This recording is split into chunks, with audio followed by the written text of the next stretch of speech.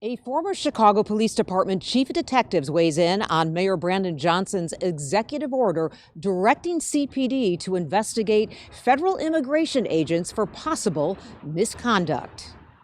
A handshake between Border Patrol's Greg Bavino and a Chicago police sergeant during Operation Midway Blitz last fall. While Chicago's sanctuary city status does not allow police to help federal immigration agents with enforcement, the relationship between the two has remained somewhat cordial, despite some questionable tactics that have left some officers dealing with pepper spray. We need to be working with the federal government. We cannot be at odds with the federal government. It serves no one's best interest. While former CPD Chief of Detectives Eugene Roy strongly disagrees with tactics used by Greg Bavino and his Border Patrol agents, Roy does not believe officers should investigate federal agents during ongoing federal immigration operations. The Chicago Police Department should not be put in a position where they are investigating federal agents who are investigating federal crimes, which is clearly a federal jurisdiction. It serves no useful purpose. Roy calls Mayor Brandon Johnson's executive order directing police to investigate federal agents for possible misconduct nothing more than political theater. But Johnson says the agents must be held accountable. It will give a directive from my office to ensure that we're collecting evidence, that we're providing medical care on scenes, but also making sure that that evidence is turned over for prosecution. The mayor's decree, called the ICE on Notice order, says any felony charges against agents recommended by police must go through his office. In a written statement released today, the Cook County State's Attorney's Office writes in part, quote, "Because this order changes the process for how felony charges are evaluated, a thorough analysis is being conducted to assess its legality," end quote. In all felony cases, it is the state's attorney's office that evaluates the evidence and makes the charging decision. And legal experts say local police already have the ability to collect evidence. Now, this executive order is not necessary to authorize local police officials to investigate state crimes, even if those state crimes are committed by federal agents. While the mayor warns of a possible immigration enforcement surge this spring, Johnson says his executive order does apply to past cases during Operation Midway Blitz last fall. Well, welcome back to Behind Enemy Lines. Now you know why we call it Behind Enemy Lines. So you guys got, Mayor Brandon Johnson and Pritzker, and they're not trying to work with law enforcement. So that pretty much explains the name of the show and why we keep fighting the way we do. So we're very honored to have a special guest on tonight that really knows the craziness in immigration. So we have Mark Krikorian, outsider Krikorian. He's the EVP for the Center for Immigration Studies. He's a prominent American policy expert for immigration studies, Washington, D.C. based think tank on researching the economic, social, democratic, and fiscal and other impacts of immigration in the United States. He held this position since 1995, overseeing the organization's nonpartisan efforts to provide data-driven analysis and promoting lower immigration levels while advocating for a warmer reception for those admitted. Let me go down here.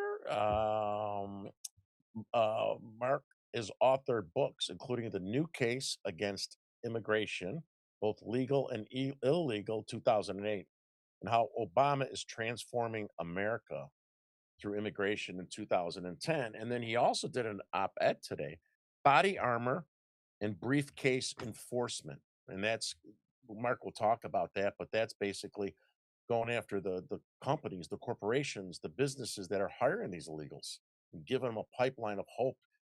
They don't care about bringing these illegal folks in so they can make extra profit. And that's a big part of the problem as well. And that affects unions and everybody else. So, hey, Mark, how are you? Thank you, sir, for joining us. Great. Well, welcome.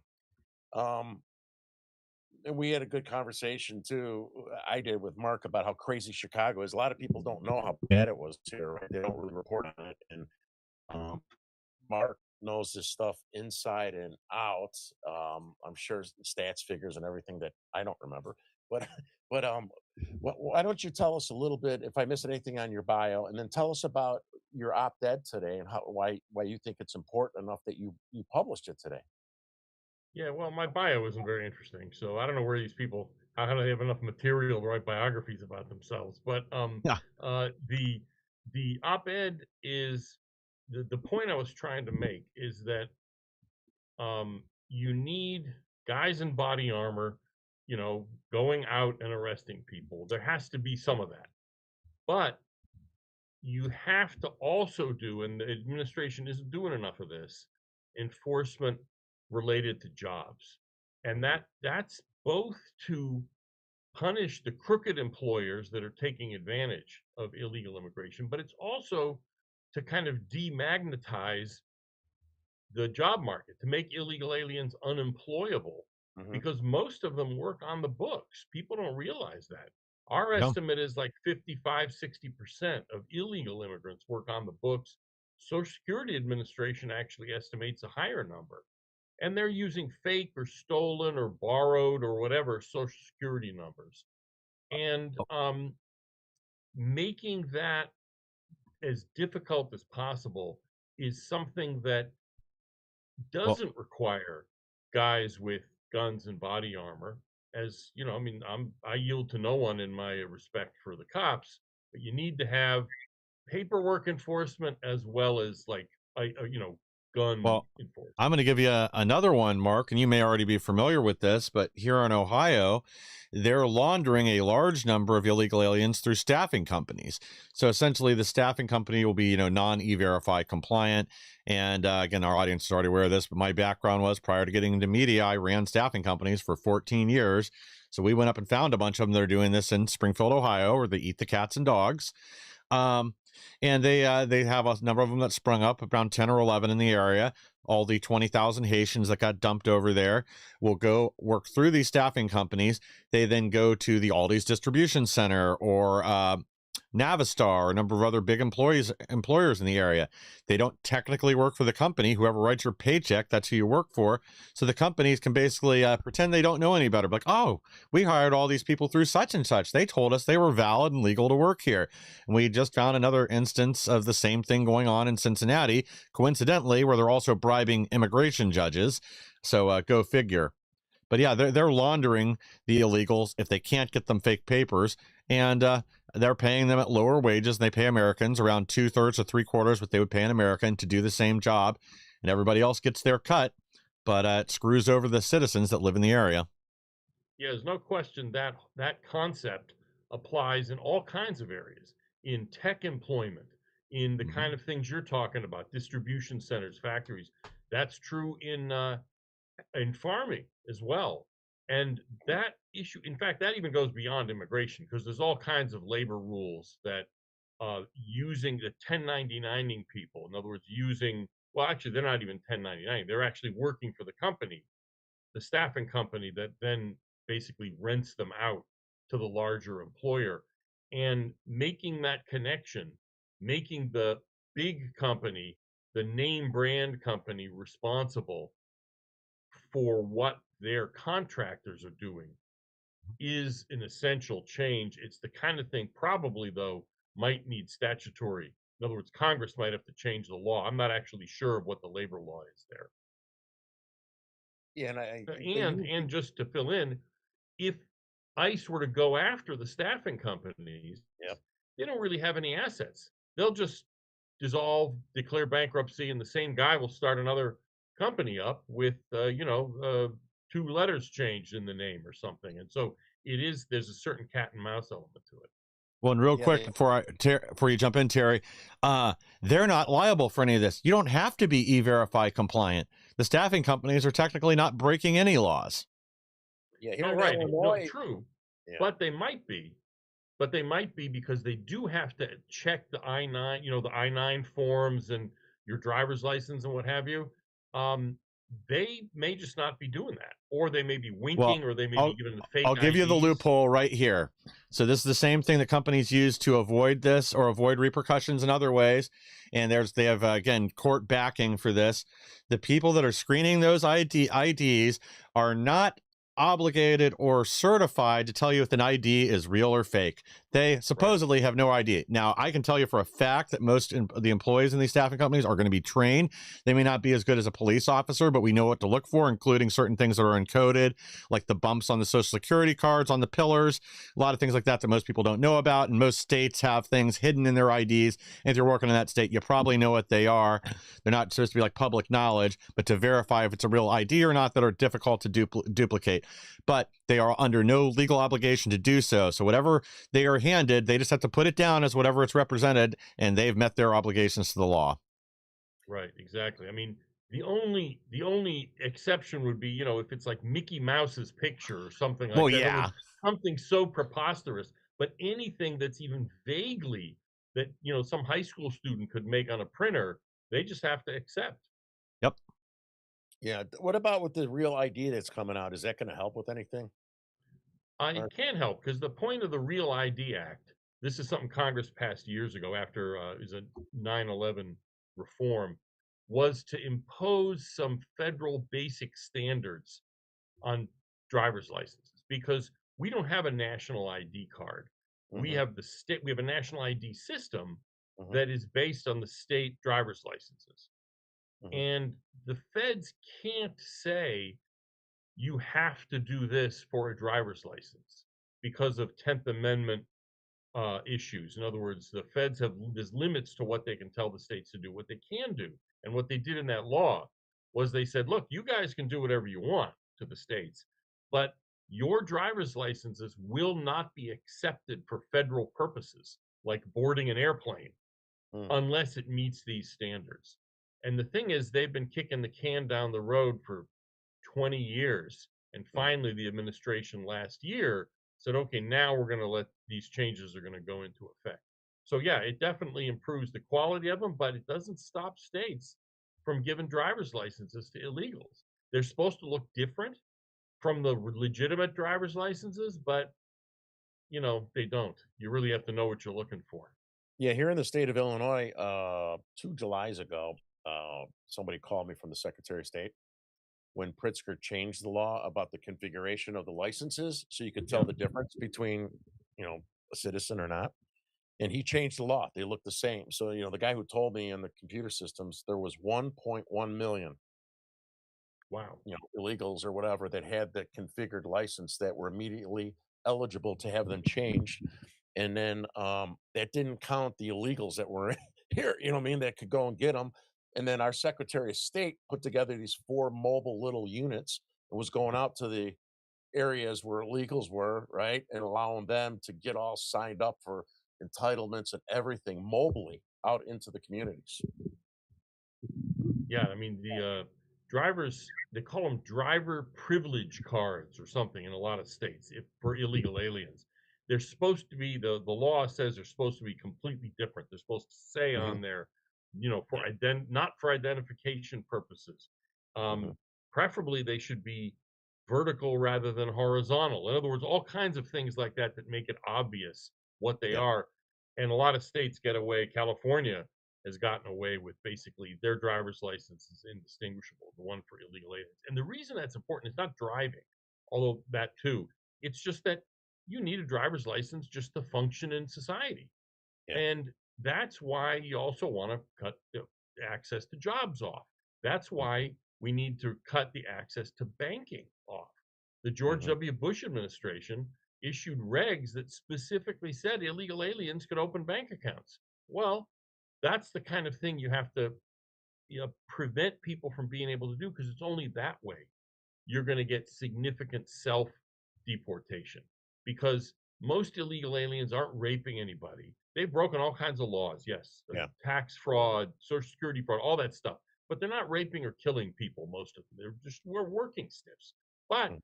so if you want to get them to leave, you can't just keep talking about, well, we're going to deport the child rapists. You got to say, you can't, we are doing everything we can to make it virtually impossible to Yeah. function normally in this society if you're an illegal Yeah.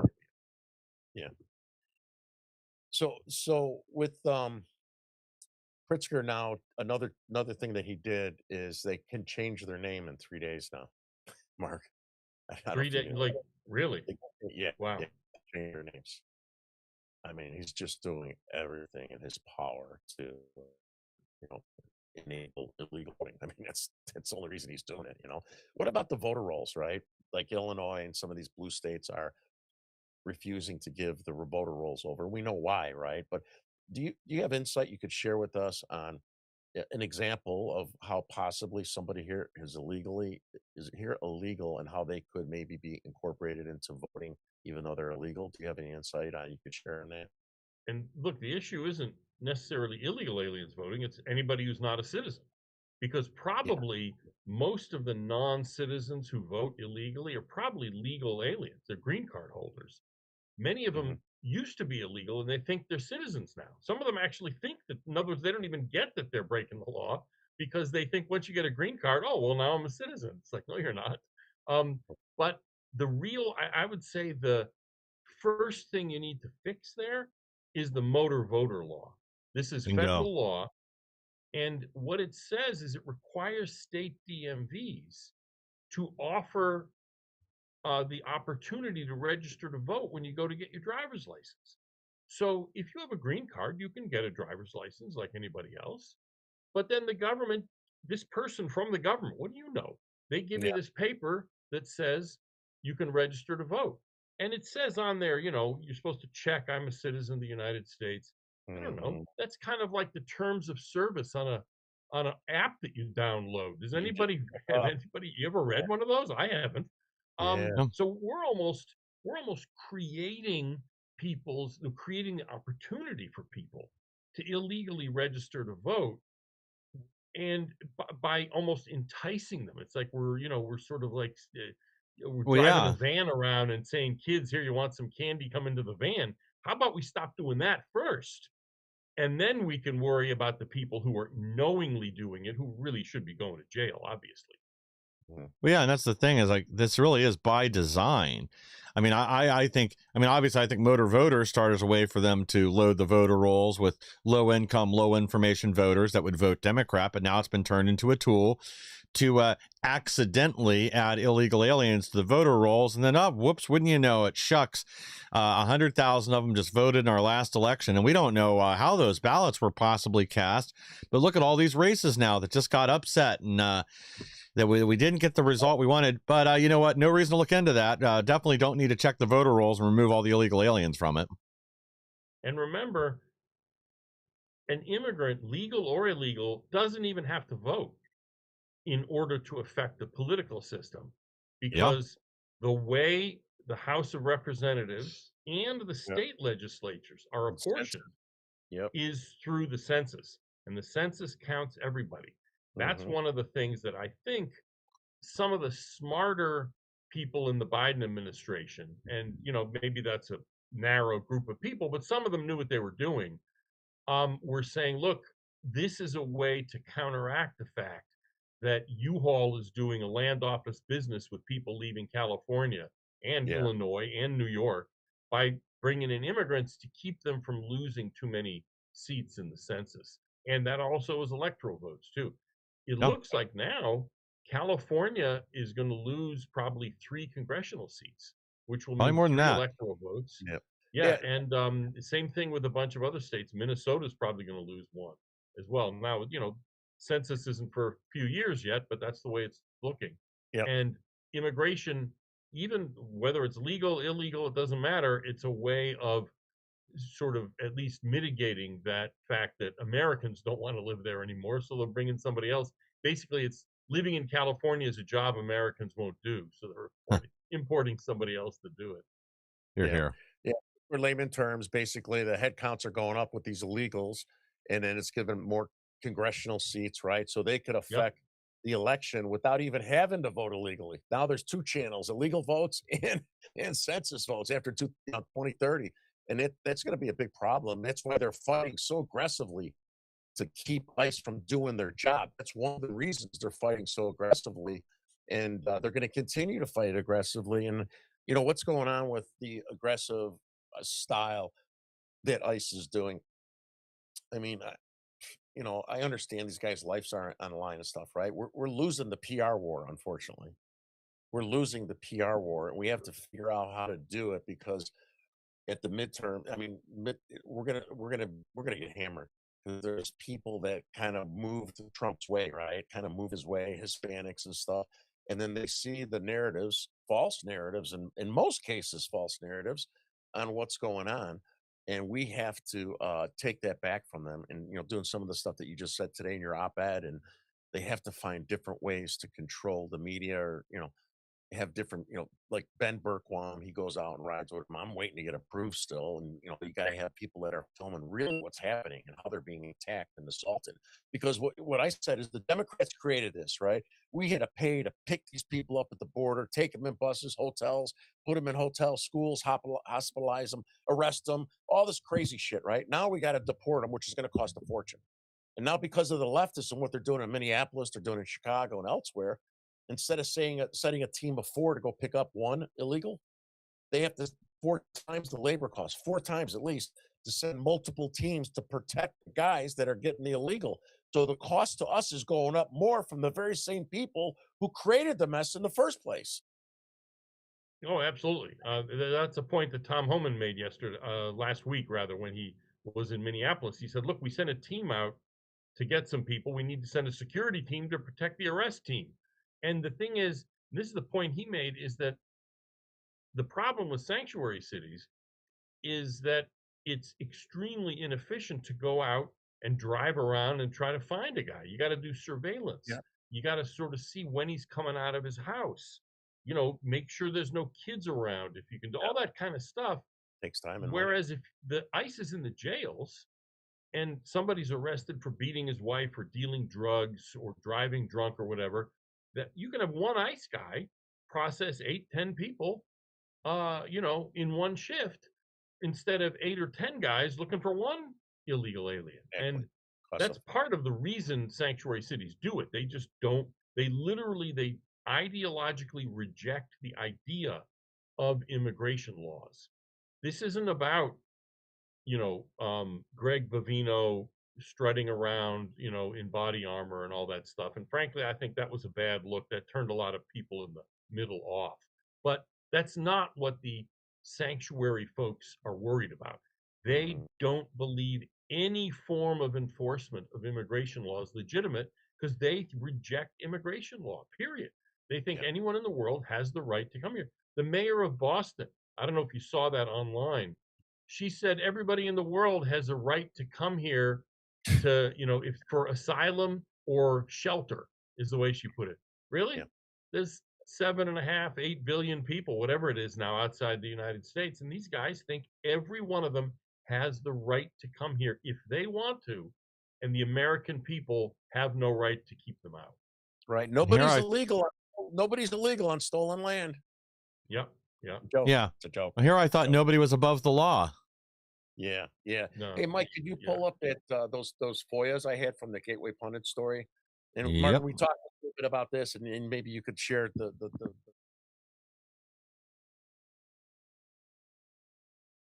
it's one of 27 shelters. Oh, did you pull it down? Yeah, give me a second. For some reason, your voice wasn't coming through. Your camera and your mic keep freezing. So let me try to fix this again real quick, and then I'll throw the image back up. I look blurry to myself. You guys look clear. I look blurry. Yeah, and for some reason, it's not letting me add you on here. So let me try it one more time. You guys can hear me, right? Yeah, we can hear you right now. It's just on that screen for whatever reason it isn't working. So let me try to fix it one more time. So these are FOIAs from the State Club. There's 27. There was at the peak 27 shelters throughout the city of Chicago. Many, many different hotels in nice neighborhoods. In the Hyde Park area where Obama was, right on Lakeshore Drive, overlooking Lake Michigan, right? The Magnificent Mile, the Inn of Chicago, Magnificent Mile. Right. The Standard Club, which is this one here. Standard Club was built 150 years ago for the Jewish community. And it was a historic building. Right? And after over time, it kind of changed hands. And a unique thing about the Standard Club and the Inn of Chicago, those two different hotels, with a couple thousand illegal Venezuelans in both. Well, the same man from Michigan purchased both of them in 2022. The guy was a felon, did 7 years for financial crimes. bought them in 2022. Immediately they were at a discount because it was after COVID, right? And the occupancy and all this other things create the value in the property. And immediately, whoever he knew, they're full of Venezuelans and we're paying a fortune for it, right? And then they stayed in these shelters until they started moving them out. And now I just went to them when I was going to that Maduro protest. I parked right in front of it. They're shut down, being fully remodeled with our tax dollars that paid to fund it, and he got it at a discount. Now he's going to fix it up with the money he got, and it's going to be worth a fortune, right? What a scam that is. The city of Chicago got it to 7 years for financial crimes. So anyway, 702 police reports I got. Incident meaning the police officers, Chicago Police Department were called 702 times. I think about 14 months. Think about that, Good folks, right? God. It's almost two a day. It's almost two a day. That's And insane. of these police reports, there was, I think, maybe 50 that were arrested. They all should, and not all of them, but most cases they should be arrested. The Chicago Police Department were told not to arrest them. They're skewing it. I mean, they're skewing these numbers purposefully.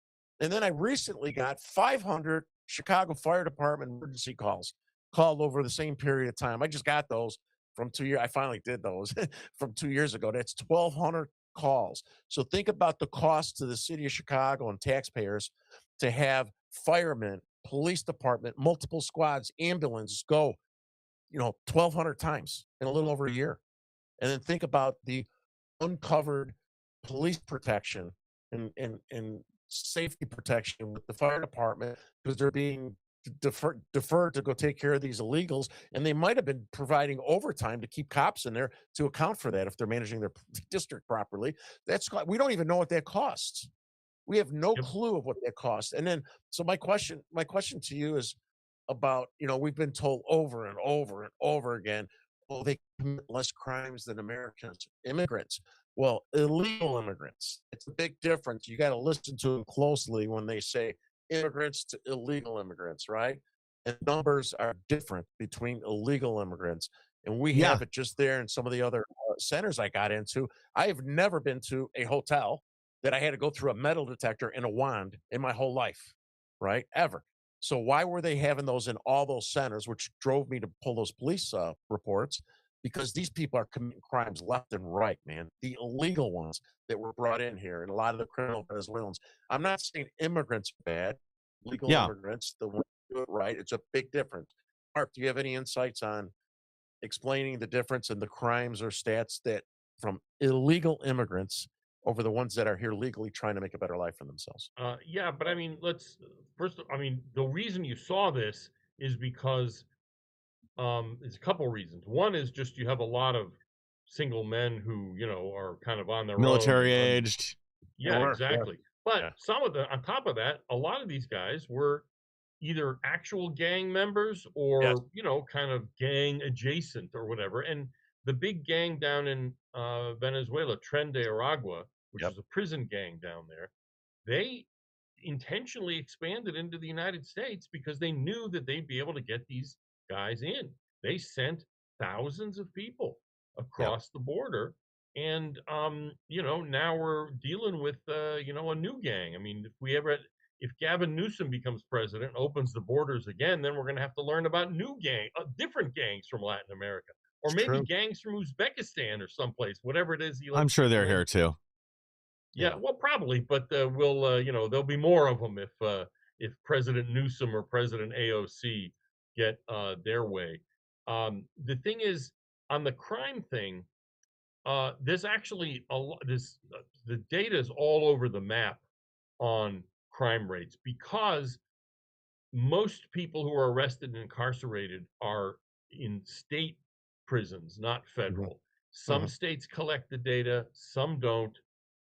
There was a Cato Institute, a libertarian anti-borders outfit here in DC, did this study saying, look, we looked at the Texas data and it shows illegal immigrants are less likely to commit crime. Well, we talked to the person at the Texas Department of Corrections who keeps the data, and they said that's BS because we don't know necessarily that they're illegal until maybe they've been locked up for 6 months. In other words, it's not as though they come with a "I'm an illegal alien" sort of sticker on their forehead. And for Mhm. less serious crimes, they're often already finished their sentence and gone before Texas ever had a chance to find out if they were illegal aliens or not. Mhm. So our look at the data more accurately does suggest that illegals were more likely. But I'm not all that interested in that debate because it doesn't matter. If every illegal immigrant were law abiding, but there was one of them who committed a murder, that's one murder that shouldn't be happening. Every crime by an Yep. illegal immigrant is a preventable crime. And Yeah. so the idea that saying, well, they don't murder people any more than Americans do, well, who cares? They shouldn't Right. be, immigrants should have a zero crime rate and Yes. illegal immigrants shouldn't even be here. So in other words, I don't even want to argue the debate this on the other side's terms. The Mhm. No. fact is, none of these illegals should be here to have the opportunity to commit crimes, and legal immigrants should, frankly, just as they should have a zero welfare rate, because why are we letting them in the first place? They should have a zero crime rate. Yeah. Absolutely. Well, and to kind Yeah. of underscore your point real quick here, I actually wrote a paper on this while I was in college in 2012. And the data, and I primarily use the DOJ and a number of information sources that they had. According to, at least at that time, illegal immigrants committed far more crime than their associated lawful immigrant group. Some of them that were people that were coming here, like say legally from, I think it was like Vietnam and a few other countries, had almost like zero violent crime. Very, very rare from the people that came here lawfully, whereas the ones that were showing up illegally, was astronomical numbers, way more than an American and way, way more than somebody from the lawful immigrant group. Like Japan was probably the worst example. There were almost no crimes, violent or otherwise, committed by legal immigrants from Japan, but people that were coming here illegally, it was just off the charts. And the same's true with just about any other group, because somebody that's willing to violate the law and cross the border, they're going to be more willing to violate other laws, whether you're just talking tax laws or fraud or whatever, or violent crime. They already have a propensity to do it. And, it's like anything else. Once you break the seal, they're going to be more likely to do more. Yeah. Yeah. My grandparents came here from Italy in 1920, or I got this information from my mom.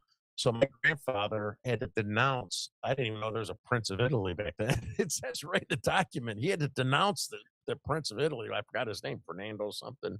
And then he had to denounce polygamy, uphold the Constitution. He had to have a job and a sponsor. All this stuff that right now, oh my God, the left would go crazy if we make the immigrants go through those hoops now, what they had to do Well, back then. And I think we we need to do that. actually, we do require people becoming citizens. Not once you're already, you already have a green card. If you want to become a citizen, you have to renounce all loyalty to other, countries, other governments, and it doesn't mean anything because there's no enforcement.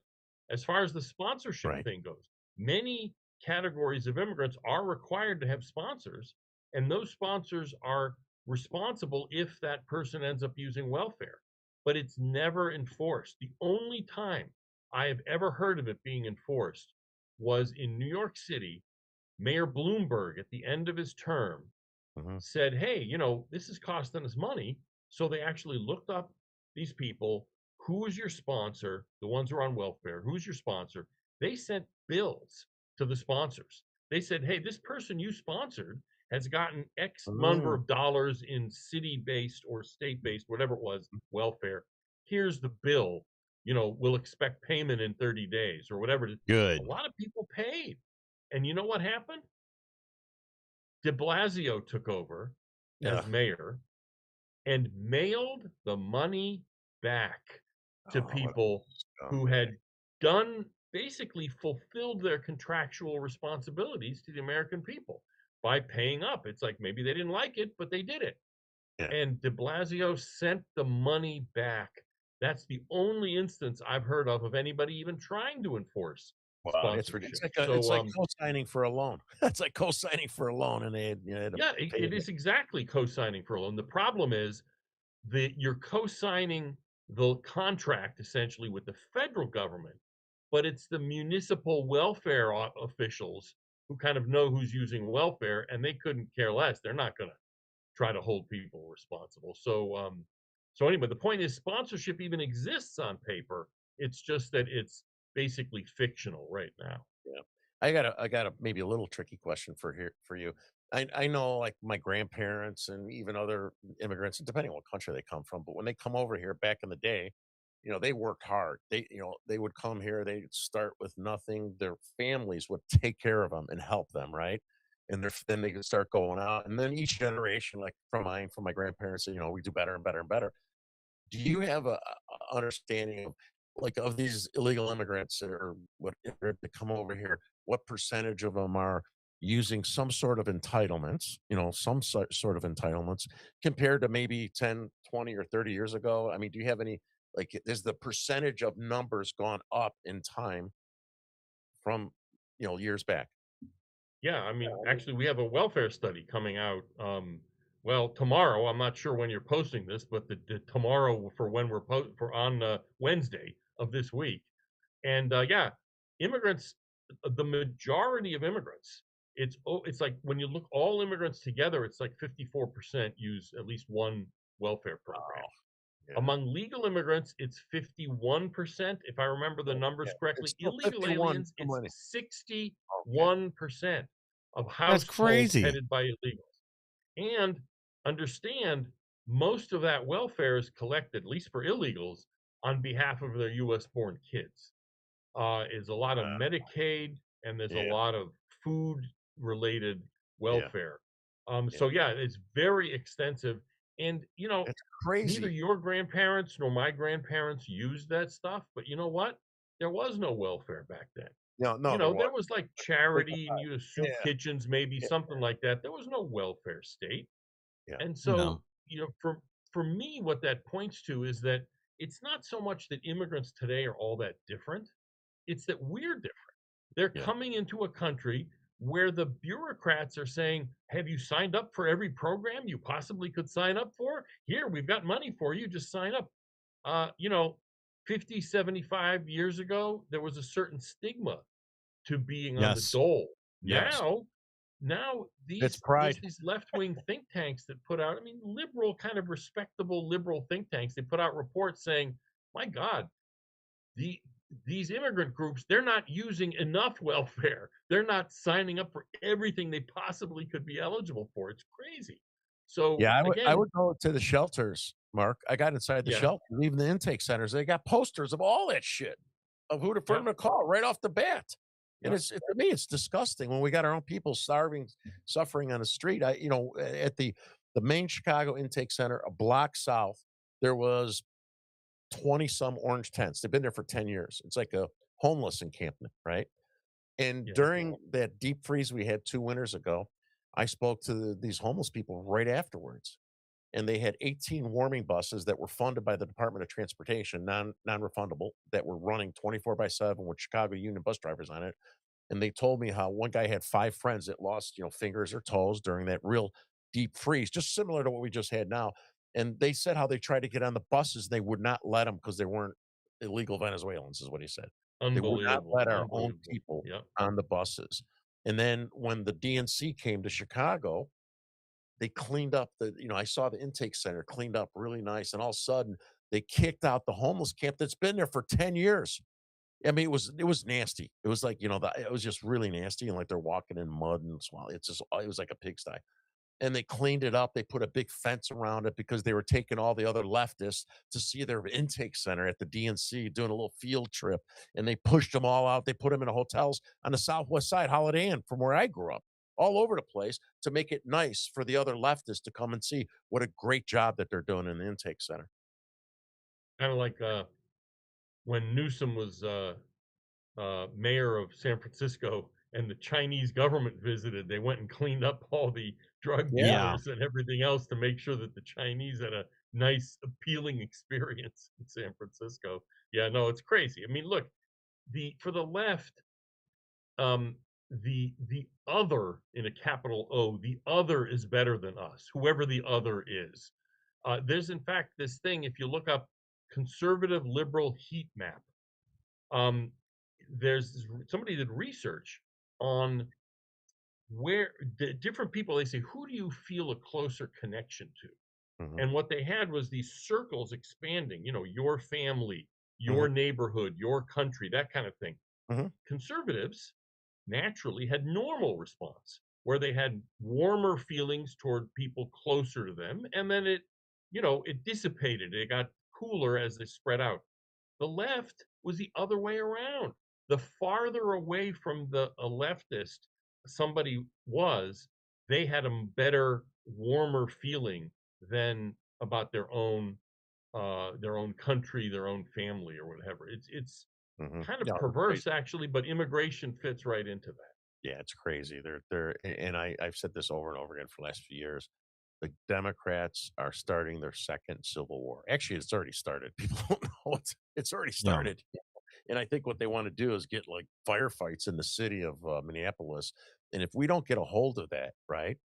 And we don't figure out and fix that whenever ICE goes to back to Chicago because they're going to come back here, they're going to replicate that shit in Minneapolis and they're going to take it as a win, right? And I do agree we got to figure out how to change the narrative a little bit, but at the same time, it's the federal government enforcing laws that have been on the books for a long time. You might not like the things they do, but they're put in a confrontational situation because of the sanctuary cities and states, and they're enabling it, and they're creating violence and all these other things that already makes a job that's dangerous and as it is way more dangerous. And so if we don't fix that in Minneapolis, it's never going to stop, right? I mean, it's never going to stop.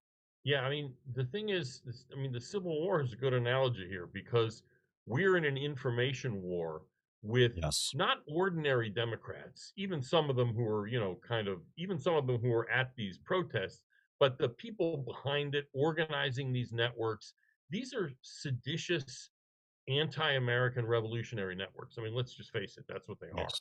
Yeah. But what they're trying to do is win over the kind of squishy 10-20% in the middle of the electorate that doesn't like seeing this stuff. And that's why the Fort Well, Sumter analogy is actually smart because Lincoln understood this too, which is why when he sent a ship to resupply Fort Sumter after South Carolina had seceded, he made clear and he made sure people saw it. There were no weapons or ammunition on that supply ship, just mm, food and water and medical supplies. He was essentially daring the other side, the Confederates, to start the war as part of his kind of information message to win over those voters because he had to worry about that too.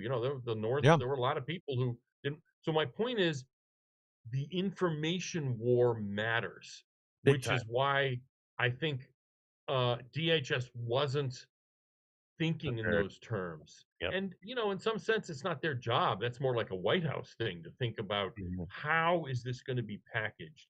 How is an ordinary person in, Peoria going to see this on TV? Mm. And that's why my argument for doing more of this briefcase enforcement, because the best kind of immigration enforcement is stuff that you never notice and nobody notices and you don't see and it's not in the headlines, but it gets Yeah. results. I mean, that's the thing. Like, there are easy solutions that could solve not all, but most of the immigration problems we have right now. And there are tools that are readily available. I mean, forcing all businesses to be E-Verify compliant. That's easy, and that eliminates probably 95% of illegal immigrants that are here. Cutting off all welfare benefits to non-citizens. And again, I'm including green card holders in that as well, because if you're here and you can't pull your weight, then sorry, we are not the dumping ground for the world's refuse. You can get the hell out of here as well. Go make Somalia great again, or wherever the hell you came from. But that's the way we've got to look at it. I mean, if the people can't find jobs and you cut off the welfare benefits, then you're only going to have the criminal class that remains, and probably a few people working under the table here and there. But the majority of them are going to be cut off from being able to operate and function within this country.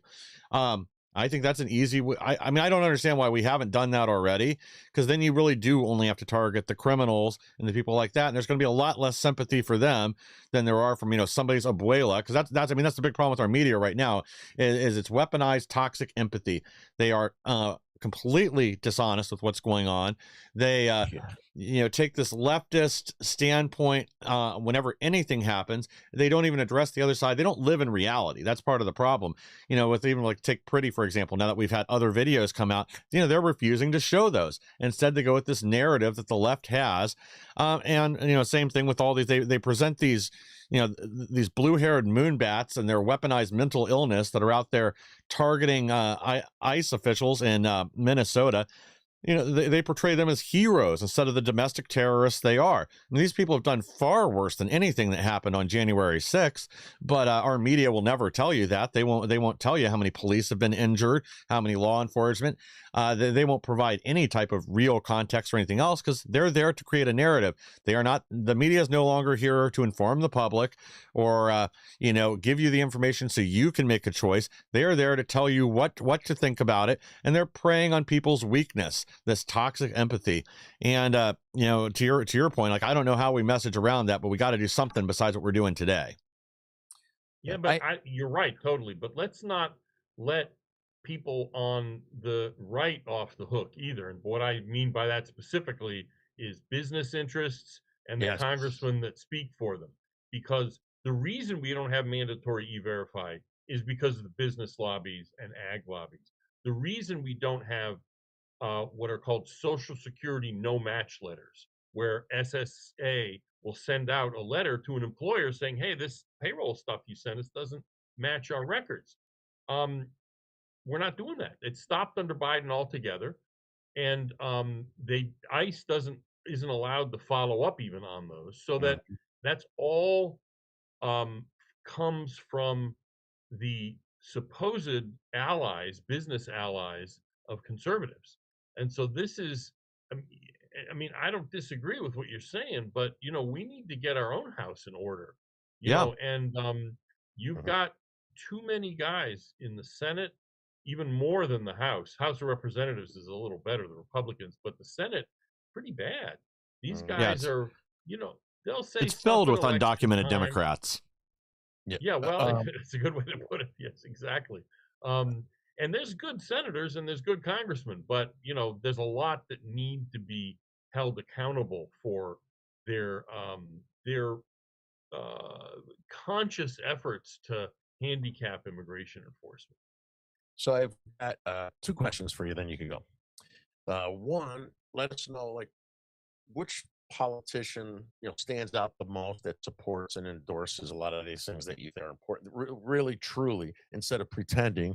And then the last question is, do you have numbers or idea of all these illegals that came in, I don't know, 10, 15, 20 million, right?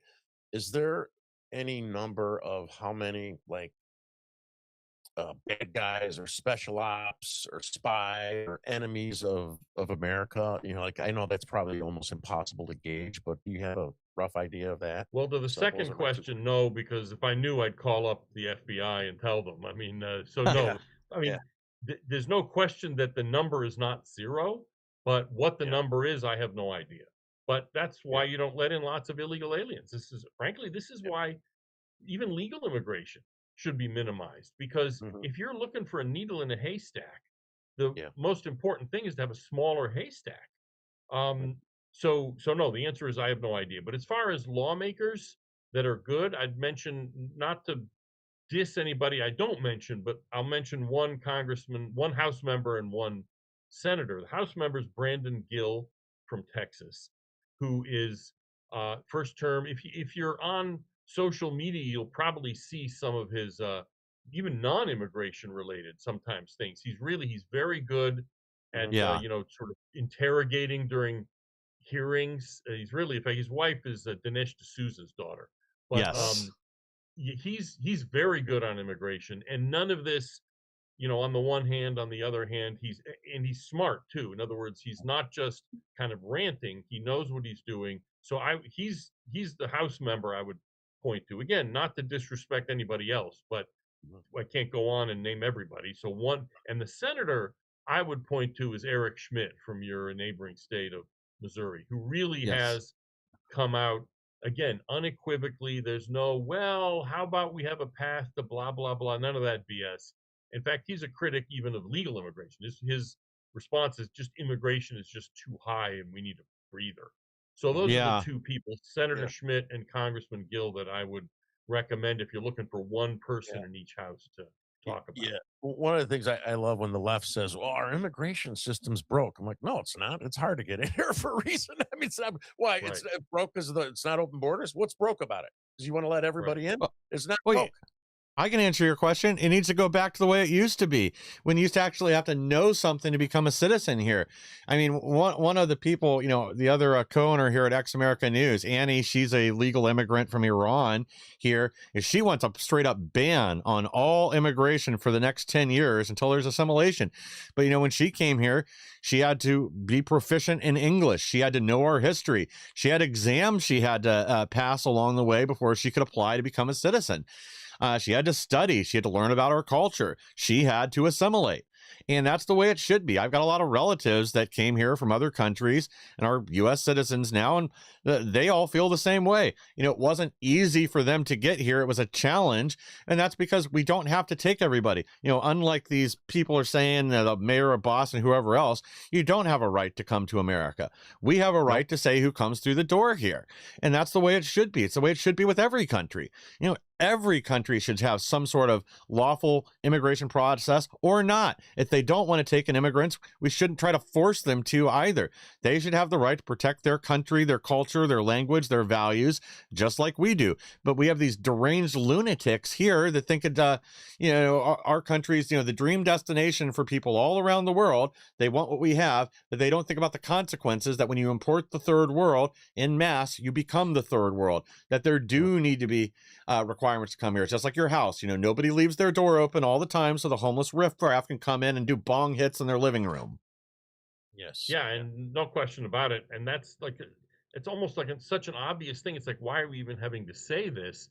Part of the reason is that the anti-borders people or the unlimited immigration supporters never get pressed on that, because they'll say, no, no, no, I'm not in favor of unlimited immigration. It's like, okay, well, what's your limit? And more importantly, let's say you want to let 10 million people a year in, which is insane. Obviously, we wouldn't survive. But let's just say this.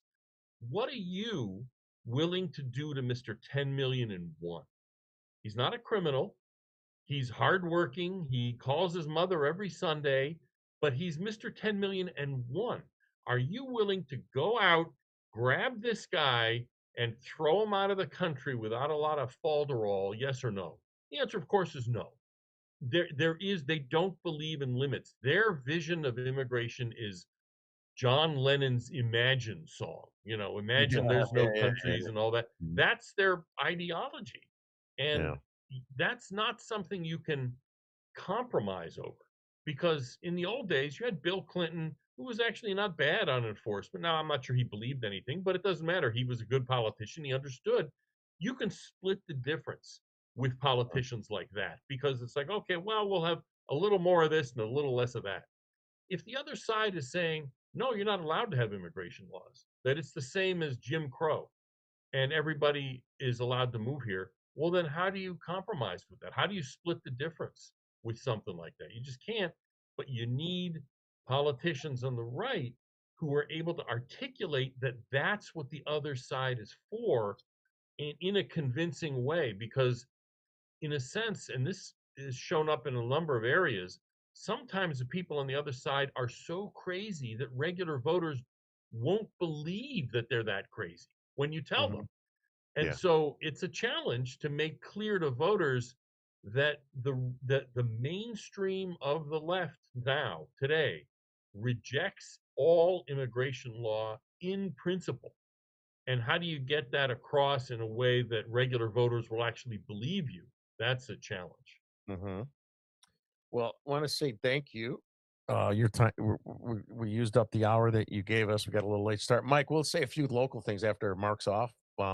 So do you have any closing statements or plugs you Well, want to do? sure. Or I mean, anything? Words of little bit of wisdom. little commercial before the words of wisdom. I mean, we're online at cis.org. You can sign up for our emails just once a week or so. We have a podcast ourselves too. It's an audio podcast because, as you can see, I have a face for radio, so I don't. We just do a regular audio only podcast called parsing immigration policy, like parsing a sentence. And if you have a taste for snark and sarcasm, I'm on Twitter at Mark S. as in Stephen, Mark S. Krikorian. I'm going to follow you right now. Yeah, I had a sociology teacher while I was in college that was kind of a moonbat, but she did have one thing that she said that always made a lot of sense. And this was prior to, Europe opening up their borders to unlimited boat migrants. But basically that you can either have a really easy immigration system or a really easy welfare system, but you can't have both and have a real country for very long. So though she was wrong on a lot of things, that was one thing I always, that she said that I always thought was pretty much right on the money. She got that from Milton Friedman, actually. The libertarian economist, is the one who said you can't have open immigration and a welfare state at the same time. And of course you don't. And one place that's figured that out is Denmark. They're the social democratic. They're not socialists, but it's a welfare state. They figured out that, wait a minute, we can't let all these Pakistanis in and keep this thing floating, so that they actually have probably the toughest immigration policy in Europe, after maybe Hungary. Other than that, so it's possible for people on the left to figure it out, but unfortunately, in this country, there's not that many. No. But if they won't let all the Pakistanis in, then who will form the rape gangs? Job Danes won't do. Yeah. Well, thank you very much, Mark. Appreciate you coming on. Happy to do it anytime. Thank you, sir. Thanks a lot. Keep warm. Yeah, will do. Thank you. Thanks again, Mark. Yep. Thank you. Bye now. So that was interesting. I'm sure he's way more numbers and facts that we could have used up more of his time. So before we jump off, just want to talk about a couple local things. My favorite subject. Yes. Joseph the Rhino.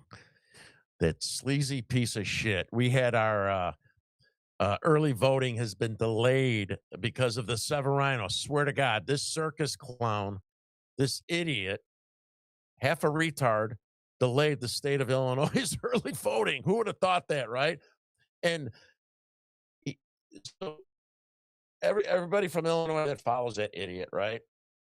The hearing officer said, bullshit, kick him off the ballot, right? He said he has all this huge following all over from the southern border to Wisconsin, huge following at grassroots. The guy had no following. Matter of fact, it was so bad the very last week of signatures, he worked with the Democrats. Folks, he worked with the Democrats. He met with them. He worked with the Democrats. He hired these companies from outside. He hired consultants that helped him. Well, actually, somebody else paid for him. He brought in about 8 or 9 people that stayed in Des Plaines. Stayed in Des Plaines in hotels, and they went out and tried to get his petition signed. Because these people were paid, they don't give a shit. They don't care. They're like paid guns, but they're like, just out of prison. And they screwed up so poorly.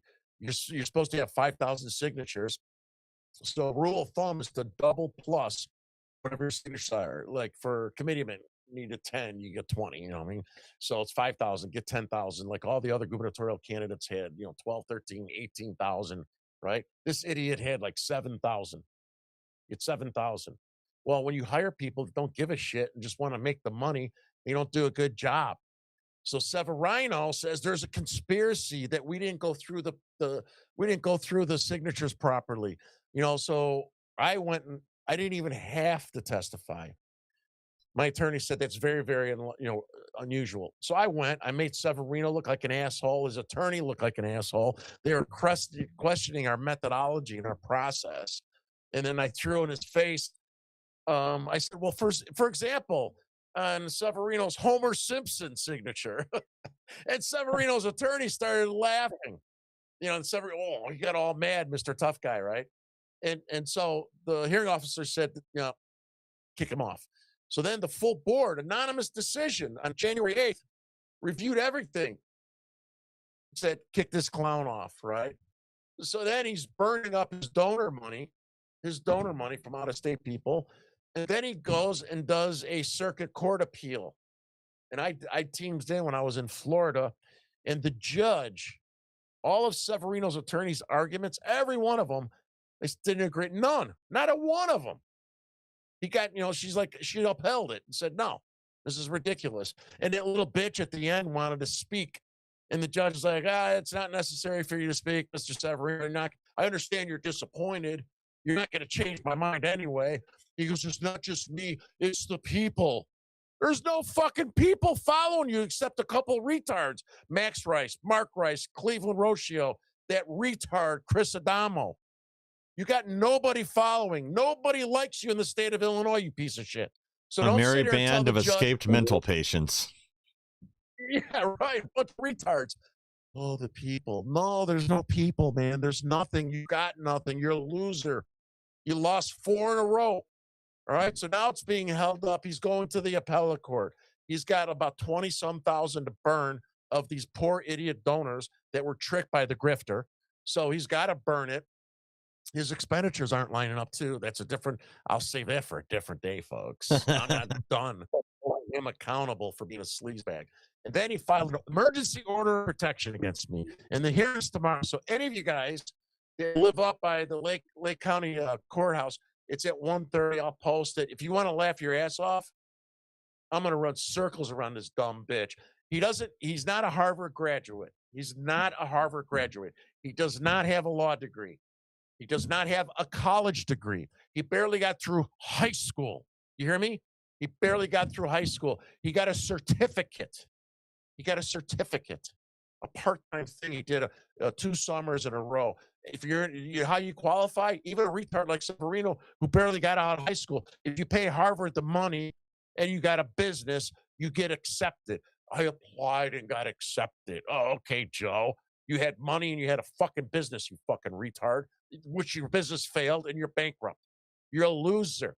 And then you're going to try to file emergency order of protection against me, and the judge kicked your ass out. So tomorrow's going to be fun. Let's see what you're going to try to lie to him about tomorrow. And I promise I'm going to run fucking circles around your ignorant, fucking uneducated ass. Wear your nice suit, Joey. Wear that nice suit. That's all you got to offer. Wear your nice fucking suit and see if you're going to win on your fucking looks tomorrow. I'm going to fucking run circles around you, bitch. Sorry. Go ahead, Mike. Well said. I think that pretty much sums it up. Hopefully this disaster of a human being is out of our hair once and for all. Probably not, though. Yes. It felt good. Oh, it felt good. I bet. Dude, it's been a long road to get here. Yeah, I think I got a boner right now. Well, you keep that to yourself, but I'm just being yeah, I know.